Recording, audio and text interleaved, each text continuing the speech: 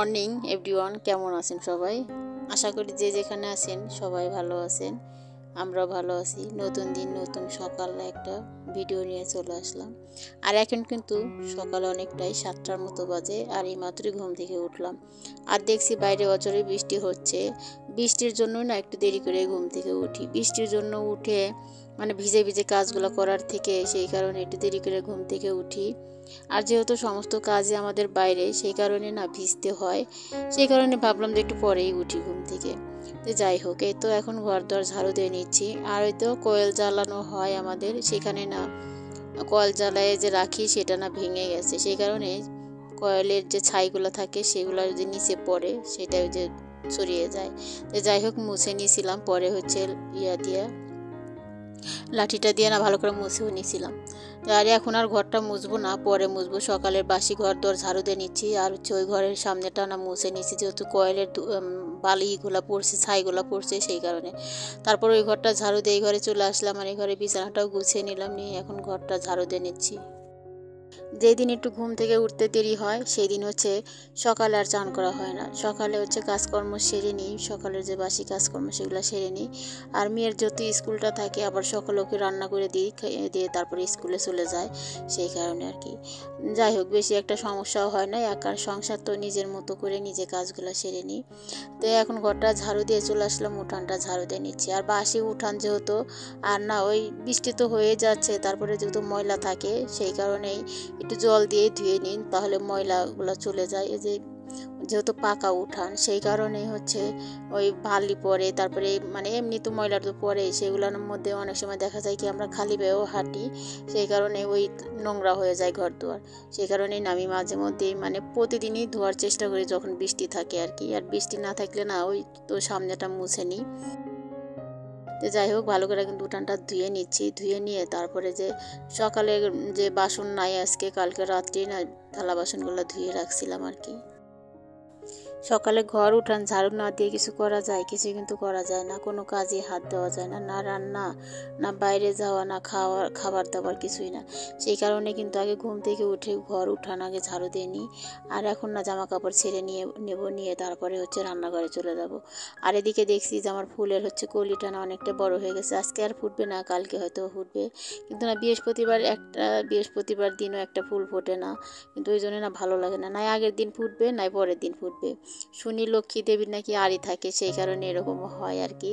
তো দেখো, এখন হচ্ছে উঠানটা যে সুন্দর করে কিন্তু ধুয়ে নিলাম, একদম পরিষ্কার হয়ে গেছে। কিন্তু উঠানটা একদমই শ্যাওলা আছে, কিন্তু ওটা আর এখন পরিষ্কার করব না, যখন বৃষ্টি শেষ হয়ে যাবে তারপরে পরিষ্কার করব। আর এখন না ব্রাশটা আগে করে নেব, করে জামা কাপড় চেঞ্জ করে তারপরে হচ্ছে রান্নাঘরে চলে যাব। মেয়ের জন্য রান্না করব, মানে আমরাও খাবো আর কি। আর মেয়ে খেয়ে দিয়ে যেহেতু স্কুলে চলে যাবে। আর এই তো বৃষ্টি হচ্ছে, আবার একটু পরে না আবার রোদ উঠছে। তো এরকমই তো কয়েকটা দিনই চলছে। তো এত বৃষ্টিতে হচ্ছে কাজ কাম করা কিছুই ভালো লাগে না। জামা কাপড় কাচার থাকে সেগুলো শুকায় না, ওই ফ্যানের বাতাসে শুকাইতে হয়, আর ভালো লাগে না। তো যাই হোক, এখানে হচ্ছে বিরাজটাও করে নিচ্ছে। আর দেখছি যে আমার গাছগুলো কেমন হচ্ছে। আর না বৃষ্টি বেশি থাকলে না ওই গাছগুলার কিন্তু গোড়াগুলো পচে যায়, কিন্তু এমনি দেখতে সুন্দর লাগে, একদম সবুজ হয়ে যায়। সেই কারণে দেখতে কিন্তু অনেকটাই ভালো লাগে গাছগাছালিগুলা। কিন্তু যাই হোক, বৃষ্টি হলে কিন্তু গাছগুলো একবারই নষ্ট হয়ে যায়।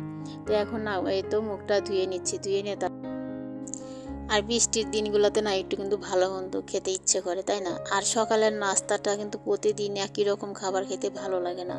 ওই একদিন এক রকমের খাবার খেলে কিন্তু ভালো লাগে আর কি।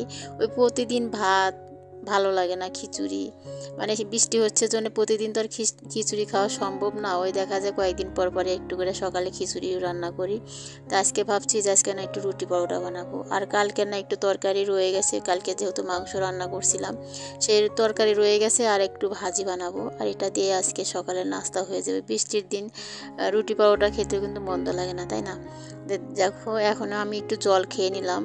আর এই তো চাটা বানিয়ে নিয়ে আসলাম। আর মেয়ে যেহেতু খেয়ে যাবে, আর আজকে দুপুরে যেহেতু মেয়ের জন্য টিফিন নিয়ে যাব, সেই কারণে সকালে রুটি খেয়ে গেলেও সমস্যা হবে না। আর যেদিন না ওই সারাটা দিন স্কুলে থাকে টিফিন নিয়ে যাই না আমি, সেদিন হচ্ছে সকালে ভাত খাইয়ে দিই। তো দেখো, এখন চাটা নিয়ে নিচে বসে পড়ছি আর চার মুড়ি খেয়ে নিলাম। আর এই তো বর উঠে পড়ছে, আর মেয়েকে স্কুলে পাঠিয়ে দিছি। আর এখন আমরা দুজনেই খেয়ে নেব। ওকে দিয়ে নিচ্ছে এখানে, আর আমি নিচে বসে খেয়ে নেব। আমার না টেবিলে বসে খেতে ভালো লাগে না আর কি গরমের দিনগুলোতে, কিন্তু শীতের দিনে না নিচে বসে খাওয়া হয় না, ওই টেবিলের উপরেই খাওয়া হয়।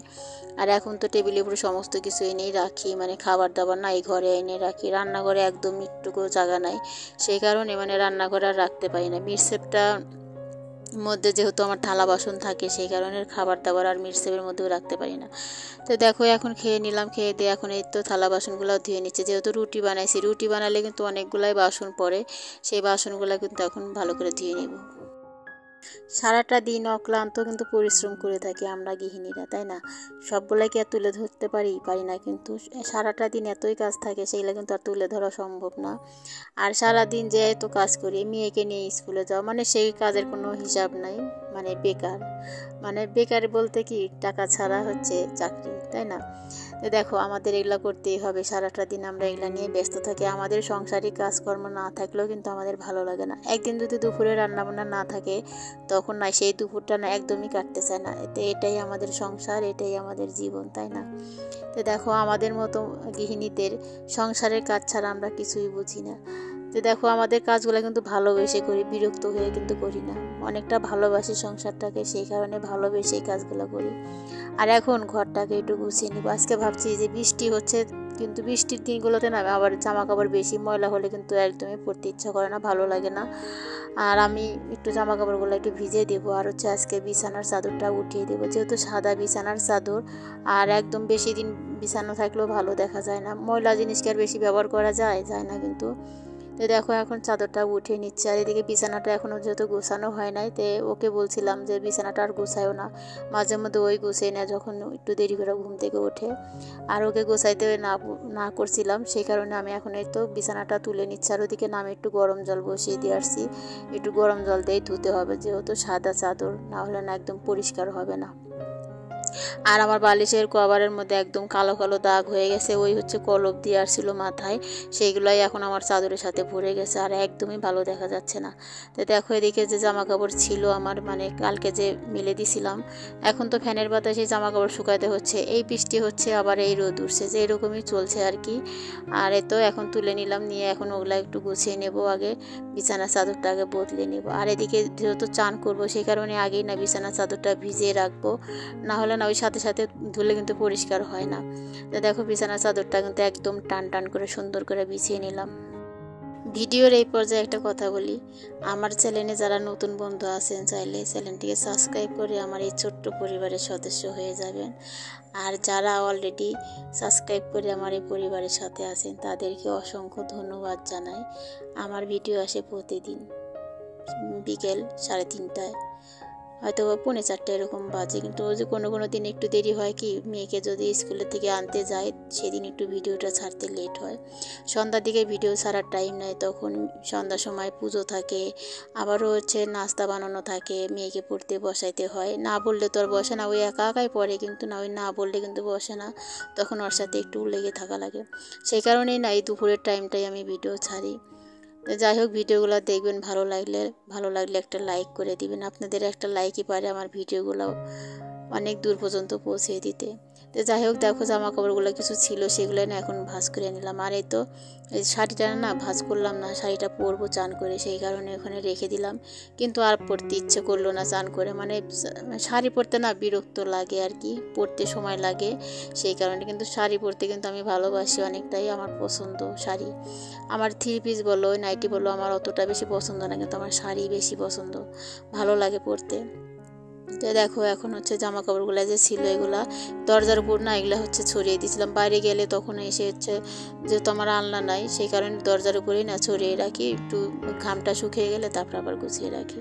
আর দেখো এদিকে কিন্তু বৃষ্টি হয়েই যাচ্ছে, অঝরে বৃষ্টি, এত বৃষ্টির মধ্যে কাজকর্ম করা কিন্তু সম্ভব হয় না, মানে ভালো লাগে না আর কি, ভিজে ভিজে কাজকর্মগুলো করতে হয়, আমাদের রান্নাঘরে গেলেও ভিজতে হয়, একটু জল আনতে গেলেও ভিজতে হয়, যেহেতু সমস্ত কাজই আমাদের বাইরে, সেই কারণে যে উঠান থাকলে ভালো লাগে, আবার উঠান থাকলে কিন্তু একটা জ্বালাও হয়, তাই না?